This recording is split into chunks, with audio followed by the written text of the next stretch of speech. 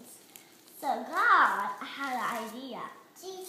Noah said, God, make the ark because it's going to rain and you're going to float on the grass.